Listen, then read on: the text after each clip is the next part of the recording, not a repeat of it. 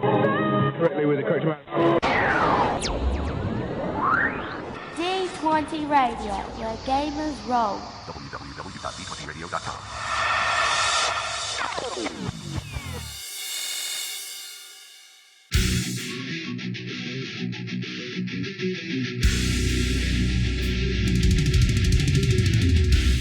Welcome to Me and Steve Talk RPGs, a podcast where me and my friend Steve try and help you get the most out of your role-playing game experience.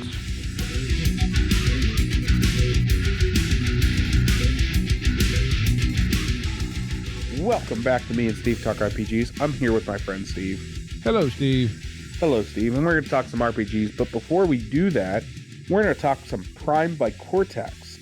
Yes. Prime by Cortex is another podcast here on the D20 Radio Network, hosted by JT, who you heard just a couple episodes back, and his friend Kirby. And they talk primarily about Cortex Prime. And while JT told us that they were kind of on hiatus, lo and behold, this morning they dropped a new episode. It's an interview with Miriam Robern, Robern. I don't recognize the name, but it's about the product Emporium of the Speaking Lands. So that I think is well, I'm really not sure what it is because I didn't get a chance to look it up, but that's what their new episode is about. Again, like I said, they kind of focus on Primed by Cortex, which is a really cool game system that I just haven't gotten a chance to play with yet. So, yeah. Yeah, me neither. Yeah, JT and the crew, awesome over there, doing good work. Mm-hmm. So, yes, they do. You would come up with our topic for this week. Well, not really me. Well, it was a suggestion from one of our patrons, and amongst other things, that's something not that we don't take them from everybody, but I mean, if you're a patron, we maybe add a little more weight to your suggestions. And there's our patron and friend Eric, who he wanted us to talk about tropes and specifically the tropes you love and hate. But I think tropes in general, is a good jumping off point. Yeah, I think tropes in general is a good jumping off point. So you had said tropes we love and hate, and maybe my brain's just not working right. I'm having a hard time drawing on some tropes. So why don't you start us off with that? Well, I mean, I'll go with the example that Eric gave, and the one that he's very tired of is, that stereotypical horny bard. Oh, yeah. Which, I mean, I'm sorry. It's kind of funny, but it's been so overused and overworked that, like, I'm sorry. It just doesn't work anymore. I know, I get it. Don't yuck somebody's yum, but like, nah, though, it doesn't work. It's not fun for anybody else at the table anymore. Everybody's kind of like, haha, you're gonna go and do the thing. It just doesn't work. It just doesn't.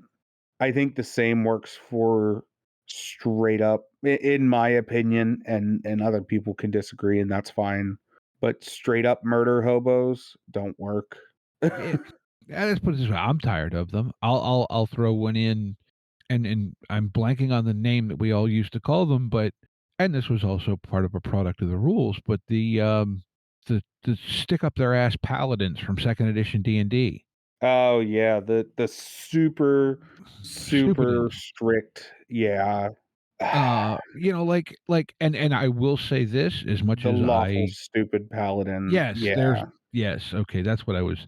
And as much as I am not a big fan of 5th edition D&D, I like the way they treated paladins in that edition. I like the introduction of like the Oathbreaker paladin and being able to be like, yeah, but what happens if I don't follow your rules? Well, I like the concept of the paladin as a cause dedicated warrior. You know what I mean? Like, agreed. I like the paladin inverse of the warlock, because they're basically the same class, just opposite sides of the same spectrum. I love that dynamic, having someone who is driven by an external force instead of driven by their own, they may have adopted that external forces set of morals as their morals, but they're not their own morals. You know what I mean? Mm-hmm. I think that's a really interesting. I like that. I like that as a trope. I mean the generic D&D classes, like the rogue, the ranger, the horny bard, like those are tired, and I think as gamers a lot of us have moved past that, but some of so you have to start somewhere, and I Mm-hmm. understand that that's maybe the jumping on point for a lot of people, but once you get to a certain level of gaming, you've seen that so much. And even if you consume actual play podcasts, you've seen that so much in so many different permutations. And I'm not saying don't do it your own way, but I am saying, maybe give it some more life than just those two dimensions. Mm-hmm. Yeah, no, I think that kind of goes though to any of those. In a sense, I feel like it's overly viewing the world in black and white, and Well, that too. I I mean, guess that's maybe a trope in and of itself, you know. But let's face it. I mean, if you do that in normal life, it's going to be a pain in your keister, you know. Like, well, there's a reason why, there's moral quandaries in like Batman, let's say, mm-hmm, or why Frank Castle as the Punisher is not always the good guy, right? Like, there's reasons why that polarity of good and evil can be played both as a look at Two-Face, right? Two-Face is mm-hmm, the Batman villain. um he plays both sides of the coin, right? He's mm-hmm, good on one side, he's evil on the other, and playing that polarity is what makes that character. However, they are still a villain because it's extreme on both ends. mm-hmm, It's extreme on the side of vengeance, it's extreme on the side of evil. It's the polarity sides. And I think everybody is a little bit morally gray in a lot of ways, especially in exaggerated stories. mm-hmm. And I think playing into the moral gray area is where you get more intrigue and interest into stories, whereas extreme polarity is, we've seen that played out, right? I don't know. Did you ever finish Ahsoka? Yes, actually, I did. Okay. So very much a lot of the this is Jedi versus Sith, and in that it's a lot of Jedi, Sith, you know what I mean? Yeah, they kind of blurred those lines a bit. Like they Right? did and they didn't, right? Like, Well, they just, not spoilers or nothing. The entire, well, not the entire, but the main foils to our heroes are calling themselves Dark Jedi. mhm, So they're actively not calling themselves, we're Sith. They're denouncing that and saying, no, we're just dark side Jedi. Like, mhm. okay, that's weird but interesting. Well, but you also have Ahsoka who Yeah, isn't left the order. right, is defunct of the order. Um as a character, I think Ahsoka was really great. I love Rosario Dawson. I really wish the choreography was better in that series. I was very happy with it in general. Like I wasn't incredibly disappointed, but I do wish some of the fight choreography was a little bit more old school and less modern. I mean, fair enough, I guess. I thought the sets, and I'm sure a lot of it was CGI enhanced, etc., but they were just gorgeous and so recognizable. Oh yeah, immediately. Mhm. Immediately. You knew where you were, you weren't confused. You I know, the I think highways were like just like, oh, straight out of, I mean, episode 1 of Rebels. yeah. Oh yeah. I completely agree. The tower was the tower was the tower. Like, Mhm. there was never a point in which I was like, where is this? And I think all the characters coming across from Rebels and Clone Wars to live action was great. Fantastic. Mm-hmm. Some of that CGI de-aging stuff is creepy, and I don't like it. But that's Well, just a different conversation, and I don't okay. want to spoil nothing. So, tangent time. It's the name of the podcast. Should we just declare that Dave Filoni should be in charge of everything Star Wars at this point? Yeah, but we also have to ban Robert Rodriguez. I mean, I Book of Boba Fett was bad, and that was all Rodriguez. And then every Rodriguez episode has been bad, and it okay. sucks because Robert Rodriguez is a good director and a very good writer, and just not able to do Star Wars. Okay, Or I will say the same thing I said about Boba Fett back. I don't know. I think we did a Patreon episode or something about it at one point. I think the problem with Boba Fett is not that it was bad. It's that it wasn't the story we all thought we were getting. okay, I have a disagreement with you on that because it sets up like 5 different stories. I went into the Book of Boba Fett expecting nothing. I half expected them to not even address him getting out of the Sarlacc pit. Mm-hmm. I expected it to maybe even just be a pick up where we left off with Boba Fett when he was with Mando and call it good enough. And that's kind of what we got, but we also got these flashbacks, which didn't help that story because the flashbacks were the more interesting parts of it. When he's hanging out with the Raiders, you're like, give me this all day, every day, and less of that whatever's happening in the current timeline. Mm-hmm. And I think that's the major problem I have with Book of Boba Fett is that I went into that series with sort of open arms of like, whatever you do with this character, I'm interested to see it, and then got the worst of all worlds and was like, okay, I take back what I said. I'm no longer interested to see what you do with this character. I've seen what you can do with it. Don't care. I think my biggest beef with it, honestly, was, and this is going to sound petty, but was the speeder bike gangs. Oh man, the scooter gang, Yeah, like, the and Mighty I Morphin get that Power that was, Rangers. well, I get that that was a nod to actual Vespa clubs that have existed in the real world, Yeah. but it, for There's a as way to much do as, that right, and there's a way to do that wrong, and they did it wrong. I think they did it too literally. I think they could have done it more literally and still done it well. They needed to.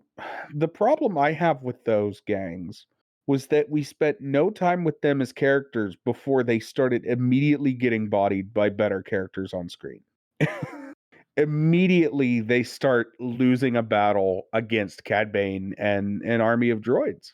And I no longer care about these characters. Like, they were set up to be there's a term in wrestling, um they call them jobbers. Mm-hmm.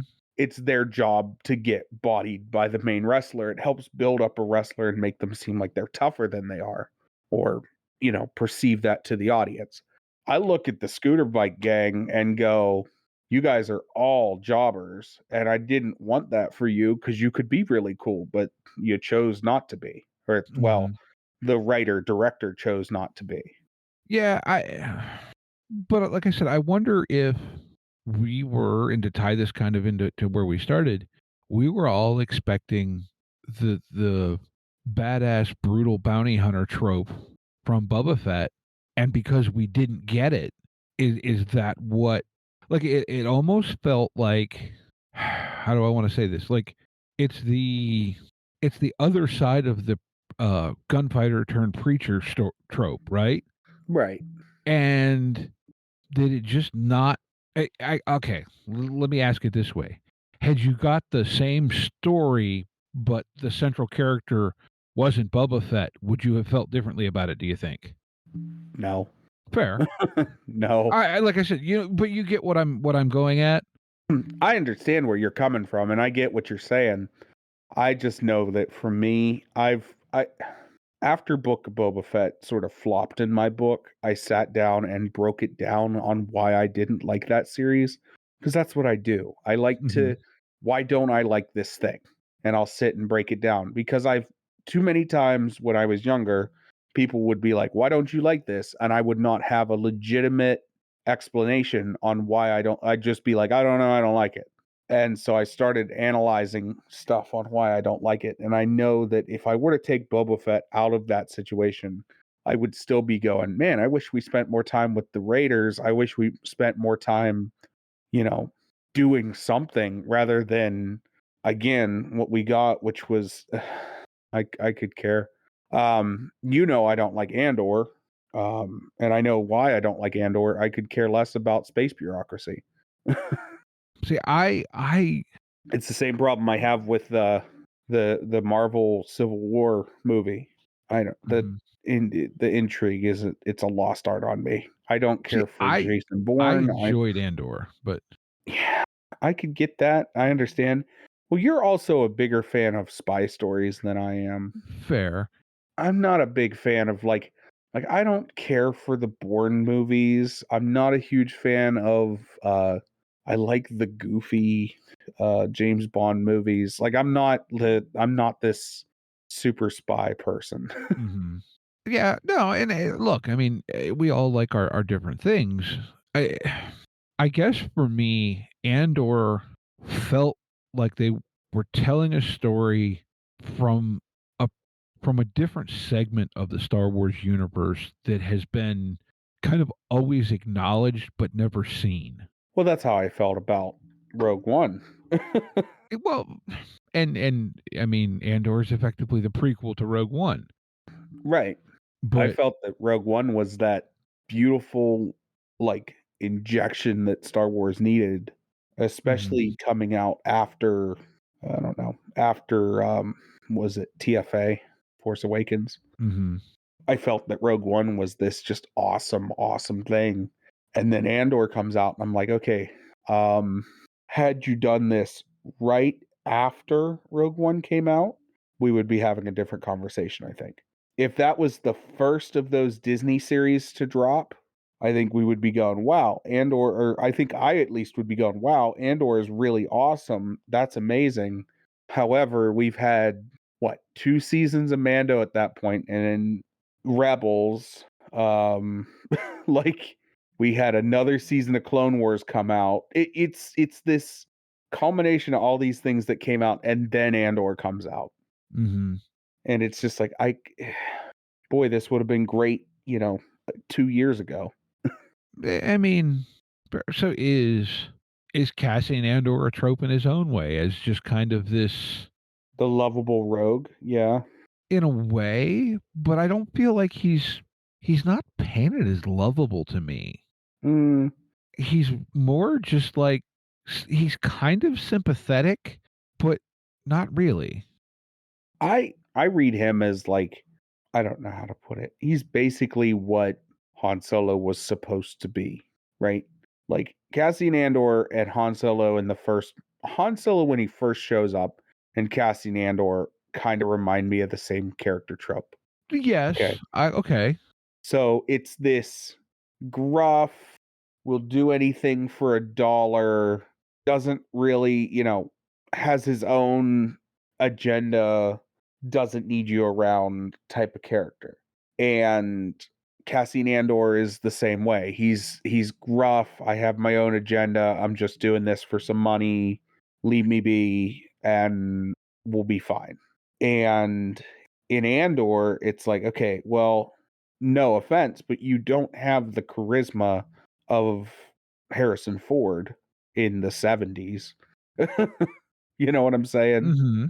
And everything else around again, for me, everything else around, like, not your direct storyline, but everything around it, I could care less about. I don't care about the space bureaucracy and the corruption inside of the New Republic. I just don't care.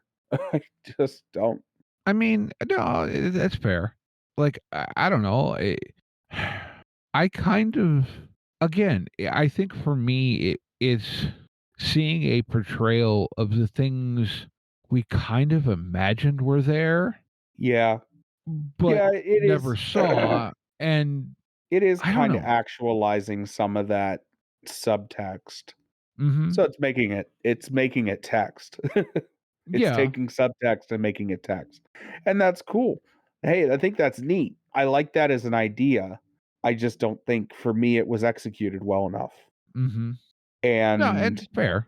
yeah, I mean, and that's just a personal thing. It's not like I'm saying this because I'm like, oh man, everybody that likes Andor is wrong. And I'm not saying any of that. I'm just saying that for me, this didn't hit. This is not something I was interested in watching. It's like I've had a lot of people tell me to watch The Boys. I've watched season 1 and season 2 of The Boys. I like it. It's too cynical. That's a trope I'm tired of. I'm tired of cynical superheroes. I'm tired of the oh, they're superheroes and they do so much good except for all this terrible that they do. And I'm not saying I need a one-dimensional superhero, but I'm saying that like I don't know, Superman's not a bad person in real life because, you know, Superman being a bad person in real life doesn't make me more interested to follow that character, I guess is what Mm-hmm. I'm trying to say. And that's the Fair. problem I have with like The Boys. It's like See, I've not seen them. I've heard a fair amount about them, and it's just I don't know. It's never like it hasn't interested me enough to check it out. Let's put it that way. fair. It's I don't want to describe it because I won't do it justice, but it's very gritty and based in reality in a lot of ways and Mm-hmm. gross in a lot of ways. Like I'm not saying that to be like rude about the series, but there are things that are gross about it. And some of that is to play into like the quote unquote humor of it. Some of that's to play into the world itself. And I get why people like it. It's not, and again, it's just another series that's just not my type thing. Yeah, I guess in somewhat, I've kind of almost get that in some ways it's a superhero take on Jackass, and I'm just not interested. Did you ever watch the mid 2010s movie Hancock with Will Smith? I don't think so. Okay. Then that doesn't make any sense. Hancock was like the first of these. It's a superhero movie, but we swear in it and it's like there's a little bit of nudity and like, you know what I mean? It's a superhero movie but for adults. Mhm. Hancock was like the first of the well, not the first, but in my opinion, a relevant comparison point to The Boys. And Okay. yeah, I liked it then. I thought it was cool, but now and then I read The Boys comic in college because I was told to. I was like, "Oh, you need to read this. This is one of the most important comics ever written." And I was like, "Okay," because I had that kick for a minute where I was reading like important graphic novels and all that. Mhm. And then the show comes out and it's the comic but slightly different. Mhm. And I'm like, "Oh, I've seen this already." Poison elves in a way. What do you mean? I just remember the Poison Elves books from the 90s that were kind of that gritty graphic, kind of over the top Yeah. push with things. Yeah, you could see that. Like, I didn't read them much, but, you know. Kind of maybe a goofier version of Watchmen. Okay. Um yeah, kind of a goofier version of Watchmen if you think about it that way. Fair. So I got another trope that I've realized I'm a bit tired of, but it comes with a little bit of a caveat. I am really tired of the big dumb fighter trope. Oh man. Caveat though, and I've said it before on the show, so I will. Uh, Travis Willingham's Grog is my absolute favorite character from Critical Role. Period. Yeah, I agree with that. I get where you're coming from with that big dumb fighter thing is tired.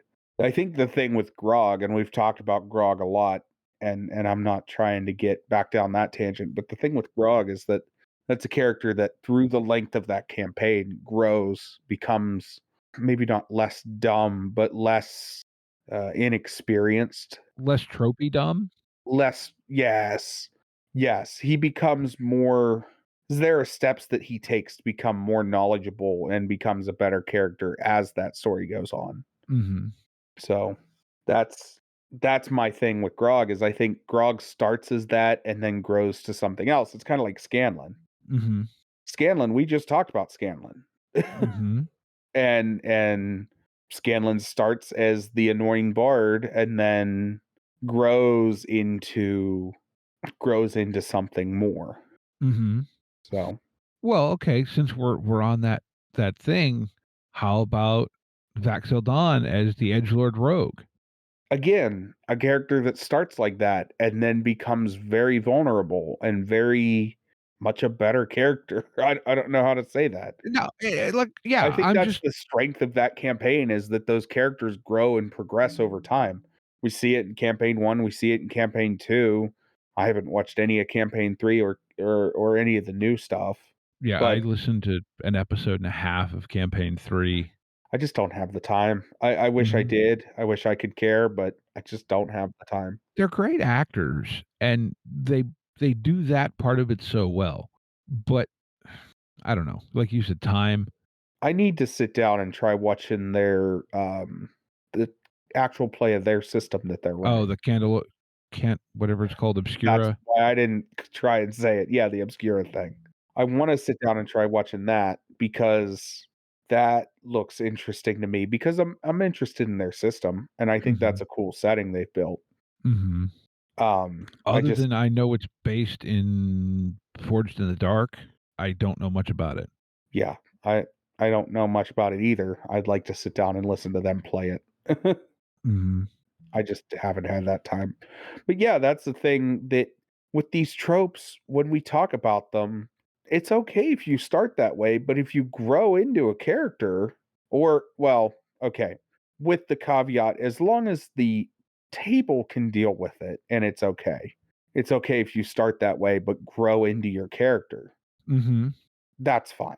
But if it's gonna be, if you're gonna start that way and then you're not doing anything to like change or not be annoying to your party, Mhm. then you're the problem. I'm sorry. You know Now what I mean? okay, but so and this okay, we just kind of said all this, right? How many of those characters in campaign 1 did start off as classic throwaway tropes and they grew? Right. So, look, there's a reason that the tropes have become tropes because on a certain level they work, Mhm. but maybe maybe the key isn't to not start with them, but to take that and mold it into something more. So tropes work because they elicit a reaction. And Right. and that's just the fact of the matter. Whether that reaction be good or bad. So just be cautious. If you're going to start as a trope or you're not sure where to start, so you need to just pick a trope, just be cautious of and mindful of the party. Mhm.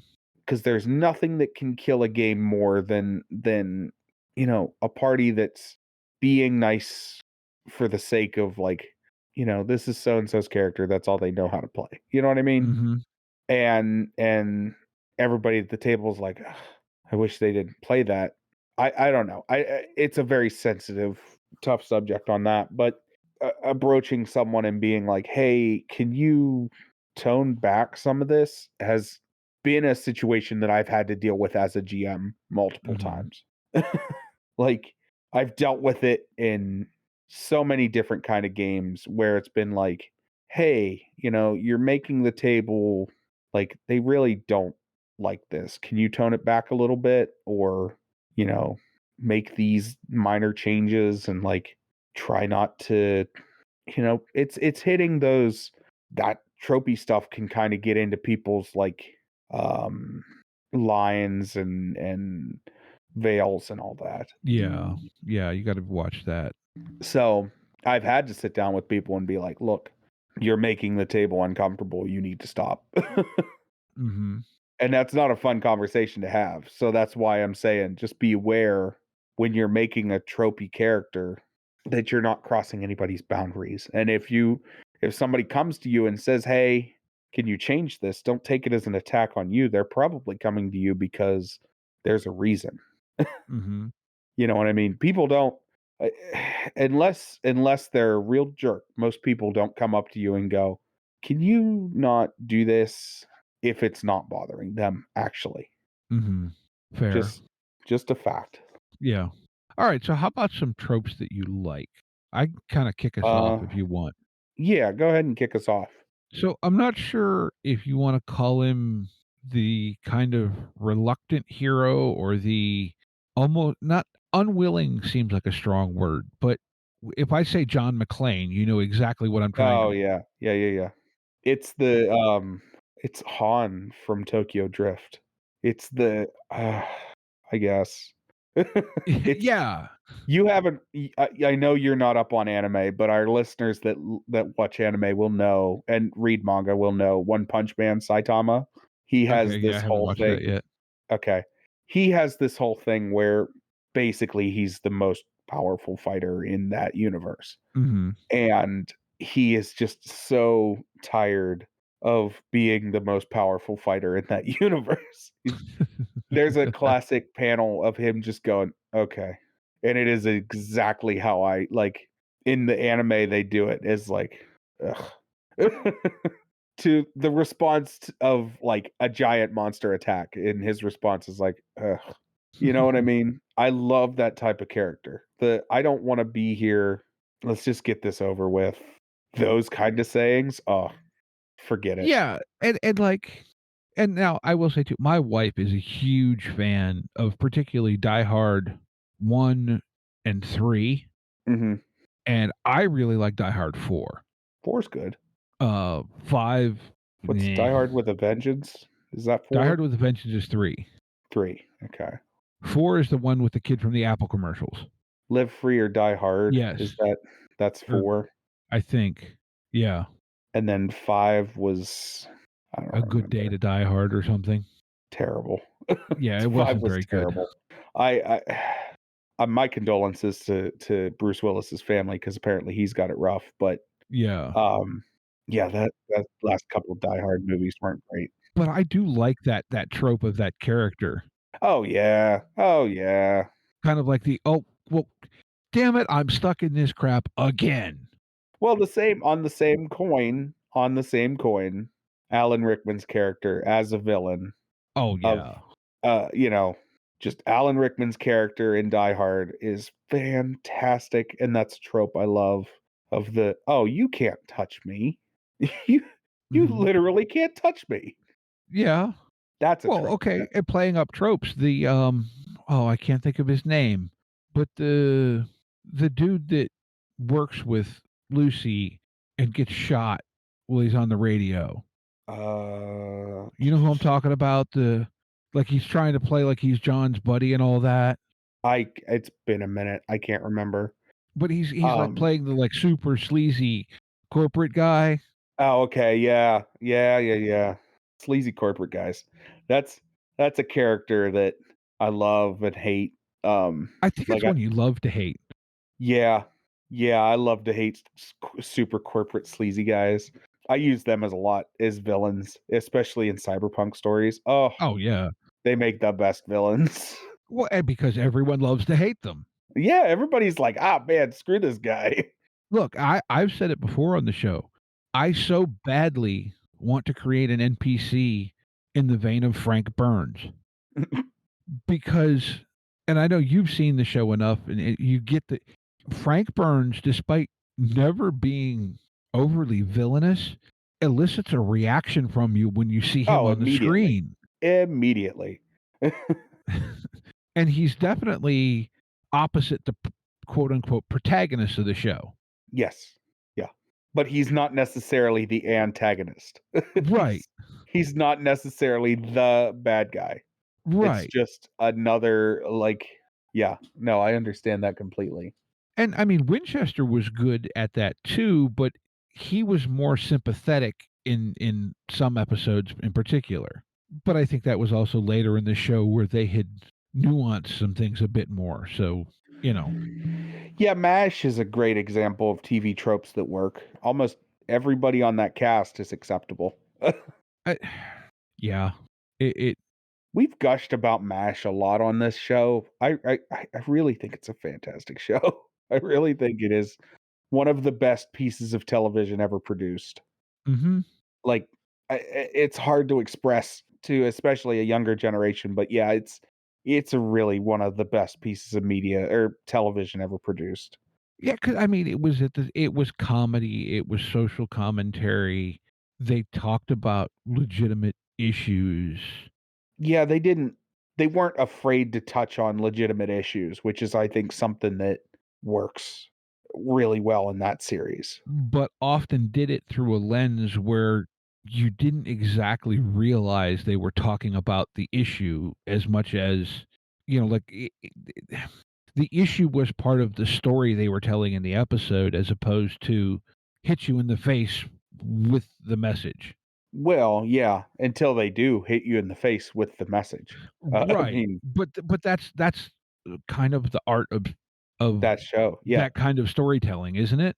Yeah, it's all the nuance until, until we hear a story and then it's like, "Oh," like, the realities of that particular conflict go into purview, and it's like, "Oh, this is actually a legit," you know what I mean? Mhm. It's cool, man. I love MASH. Yeah, it like well, like you said, and yet okay, now here's a question, and I don't have as much context as maybe someone my age normally would. Was MASH as tropey when it aired as it feels now? Or did it Uh, define so many of those tropes that have since become a standard? I would have to do some research on that. I don't have that answer either. I feel like, from my understanding of television around the era, it did and it didn't define. I feel like it defined a lot of those tropes because character dramas weren't as big of a like these character studies, I should say, weren't as big of a thing. Because I'm trying to think of like TV around that time that would have maybe not necessarily as deep character conversations, but well developed characters like MASH has. Mhm. And I think of like All in the Family, and that I mean, there's episodes with that, but that's sort of it's kind of a rough show. You know what I mean? Like Mhm. maybe MASH was like we know MASH was genre defying. We Yeah, know that right. much. But maybe maybe it did define those tropes. I don't know the answer to that, honestly. That's a good question. Alright. So, how about one you like? Trope I like. Let me think for half a second. Um, Good grief. I like I love a false sense of hope. I know that sounds really dark, but in storytelling, I love when there's just a full-on break in like so it's kind of the end of to go back to Star Wars, right? Think Mhm. about the end of like A New Hope, right? Mhm. Where we have this whole award ceremony and we're going to have this whole thing, but we don't realize how much of an actual war is coming, right? Mhm. I like that. I like that as a trope. I like that as an idea to be like, okay, well, we're going to celebrate our victory and then for that to come crashing down. Mhm. Game of Thrones, a series I don't really care for, but they do it really well with their Red Wedding. Mhm. That's another one I probably should watch at some point. Talk to somebody that likes it. I'm not the person to talk to about that one. Mhm. I watched it because everybody was losing their minds about it, and then when it ended badly, I got to sit and be proud of myself for not liking that series. But yeah, I love that, like, now we can breathe. Oh no, we can't breathe. Like things are falling apart. Yeah. That's good, and I kind of like that or that sense of foreboding in a moment of hope, I really like, if that makes Yeah. sense. Yeah, the bittersweet celebrations sometimes of like we won the battle, but not the war, so Mhm. maybe we shouldn't be celebrating. Like, Yeah. So, to go off of that kind of dual emotion thing, and I don't know if this character is a trope or not, but I feel like it's an excellent portrayal, and I'd love to figure out a way to put players in this kind of situation in a game, and that's Tom Selleck's Frank Reagan. and the way he portrays the kind of dual roles of being a parent to, detectives or district attorneys, and also the police commissioner. You know what I mean? Like, I feel like he does an excellent job of kind of portraying the internal conflict of having to be a public face and uphold a certain standard, but also having intense personal sentiments that don't necessarily agree with the front he has to put on, and he Right. strongly believes in both sides of it. Right. Yeah. I think that's a cool character as well. Um, yeah. I don't know. Trying to think. Sorry, my brain just went. I'll tell you another one that I wish was more of a trope, and this goes to Breaking Bad, the compounding bad decisions. Oh yeah. Oh, how many bad decisions until this Jenga tower falls over? Oh, that's the best. Yeah, but that to me was that was Breaking Bad, right? Like, Yeah. it Yeah, was, that was the majority of that show. and yet it was so well done. Yeah. No, that show is fantastic. And, like, some of those choices didn't pay off for a couple seasons. Oh yeah. That's one thing. That's a trope that people don't realize maybe that is a trope. The long con.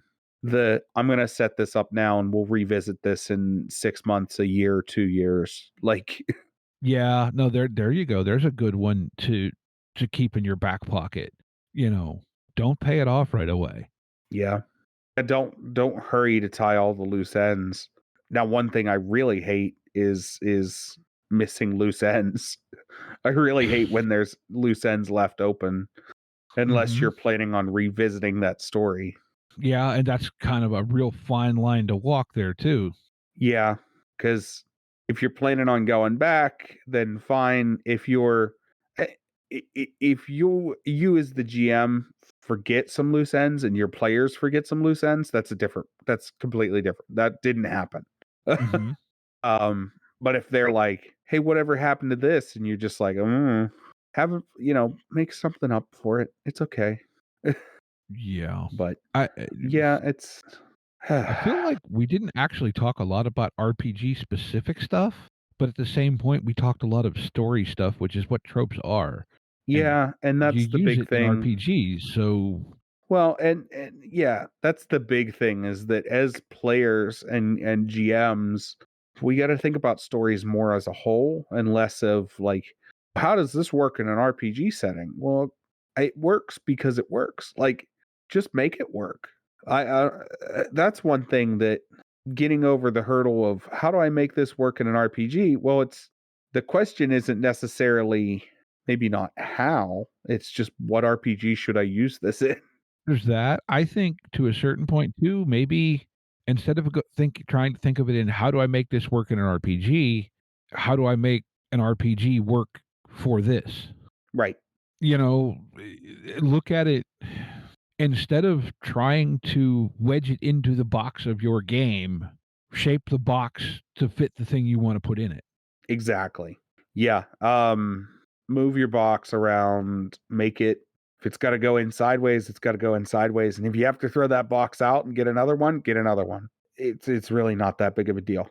Yeah, but it can be a hard mental hurdle to get over. Yeah, I understand that.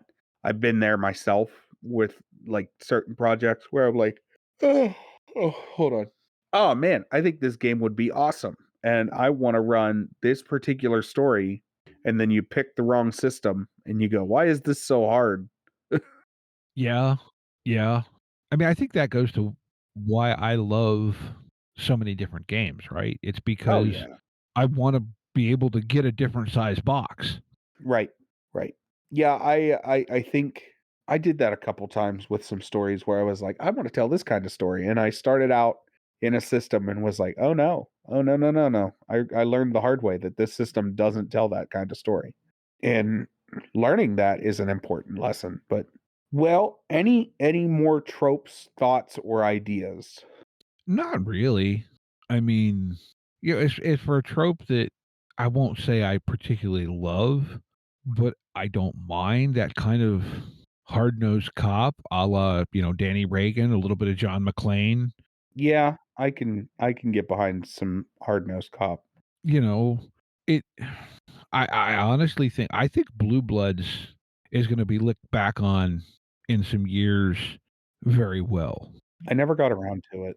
I like the series, but anyway, it's not MASH, and there will never be another MASH. No, But no. I think it took the what on the surface is a mashup of essentially Law and Order and took it to another level. But anyway, that's sort of a diversion slash digression. Yeah, I feel that. Well, with all that being said, as always, links to everything are in the show notes. Before we get too late into the show, I want to remind everyone to like us, leave us some stars or a review or whatever you can do on anywhere where you're listening to the podcast. Remind you guys we have a Patreon. Check out our Patreon. Links to all that are in the show notes. And now it's time for Game of the Week. Woohoo! Game of the week. Game of the week. Game of the week. So I have mine ready to go if you want me to go first. Sure, go ahead. I have a brand new one from Evil Hat Games called Girl by Moonlight. Okay. I am a bit of a sucker for some Sailor Moon. Okay. Mm-hmm. And Sailor Moon run in essentially Forged in the Dark sounds like a real good time. Do you need a link or did you It find would be useful if I was going to search it, but if you can link me, I just click it. Yeah, get you a link here. Okay. It also makes it easier to find when I do the show notes. True. There you go. Okay. So See, I haven't watched Sailor Moon yet, and I keep feeling like I should, but I never remember to go do it. Sailor Moon is really great and simultaneously a hard pitch to somebody that I don't know if they would be into that genre. Right? Mhm. Magical Girl, Sailor Moon is like we talked about MASH, Sailor Moon is the pinnacle of that. Mhm. But there's a lot of things that are really impenetrable that once you get past, it's like, okay, I can get past this and I can understand that this is just a trope of the series. And getting past some of those tropes and into the meat and potatoes of that series is where a lot of people get lost. A lot of people don't make it through. Like, there's a lot of talk of like, oh, dating boys and, like, just like generic, what I'll call generic girl stuff, because it was pitched as like a young girl's anime. Mhm. Underneath that is some serious struggles of like good versus evil and morality plays and interpersonal drama, and there's all this nuance underneath the facade of very tropey teen drama stuff. Mhm. And I think Sailor Moon is fantastic. There are other magical girl anime that I like better just because I like things. I'm particular about things. But this looks amazing. And the ability to run magical girl anime in a TTRPG sounds like a fantastic time to me. Mhm. And I trust, Evil Hat Games. Mhm. Yeah. Like, still don't understand why they don't make a hat with just the eyeballs I on it. know. I know. That upsets me greatly. We need to get somebody from, like, we need to try and get one of the higher ups from Evil Hat and be like, look, you're missing serious revenue. Yeah, like I just want a hat that says evil and like the logo. That's it. It could even just be the eyeballs. We've talked about this. It could just be, at this point, I'm about 2 seconds from getting a black hat of any kind and making like stickers of the evil eyeballs, and that, there you go, the hat. Take it to somebody as like a prototype and be like, look at how good this looks. Sell it, please. Yeah, like literally take the logo and produce it. Yeah. Make a big dumb hat. Make it one of the big, cowboy hat type. I don't know what those are called. big flat brim, pointed peak hats. Make one of Mhm. those. Like, make hats. Why do you not make hats? A, a little bit of merch. Listen, TTRPG creators, especially larger companies, make merch. I will wear your merch. I will. I'll advertise for your company, especially hats. Hats are easy. Like, Yeah, and some people, like me, wear one all the time. yeah, Opti, make me a hat with a fragging unicorn. Like, oh. All right, what do you got, Steve? Now that I've ranted about evil hat games. Well, I didn't actually go with a game. This is a supplement, and again, going back to a couple episodes ago, we talked about random tables and so forth. Well, I stumbled across this little $4 or $5 book of random tables, 48 pages, and I'll send you the link here. And because this is also a genre full of tropes, my game of the week this week is the Book of Random Tables, pirates. It is 48 pages of pirate tables. Those are good books. I like that book series. I mean, there's useful table things like, what's in the harbor master's office? What's in a vessel you ransacked? Oh, what's in the ship's captain's quarters? What's in the kitchen? What's in a treasure chest? Cargo. There's even names for pirates and pirate ships, nautical terms section. There's a generator for pirate hideouts. And while this is specifically tend yeah, specifically aimed towards it lists Savage Worlds and Seventh Sea. I'm assuming they mean 50 Fathoms. It's pirates. There's lots of pirates in Star Wars or any space game or most space games, right? They don't have to be classic golden age of piracy pirates. I just feel like you could take so much of this and just tweak it a little bit and use it in so many things. Oh yeah. Well, that's the point of those is that they're stupid useful book series. Stupid useful. Yeah. And like I said, it's $4 or $5. Yeah, cheap. Reasonably cheap. Mhm. Yeah, those are awesome. Well, any final thoughts? Mm, no, I think we've kind of talked around a lot today, and I think just, maybe just provided some food for thought, which Yeah. I think is half our goal anyway, right? Sometimes that's what our show's good for. That or we're really Sometimes. good background noise. I know that. Yeah, I know that much. But with all that being said, again, links to everything are in the show notes. We want to thank everyone for listening and remind you to be kind to one another and get out there and play some RPGs. Yep. Take care, y'all. Intro and outro music by the band 12 Noon. You can email us at meandsteverpg@gmail.com. You can find us on Twitter and RPGs. Find us on Facebook at Me and Steve RPG Podcast, on Discord at Me and Steve RPGs. And as always, all of these links are in the show notes. Thank you, and be kind to one another.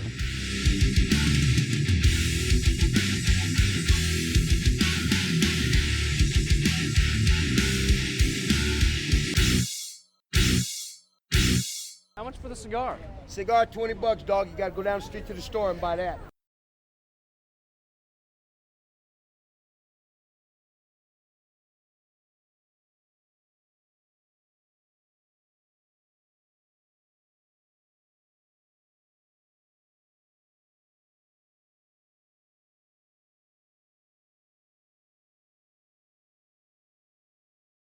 All right. Thank you. One of the two. Well, I still can't type worth a crap, so.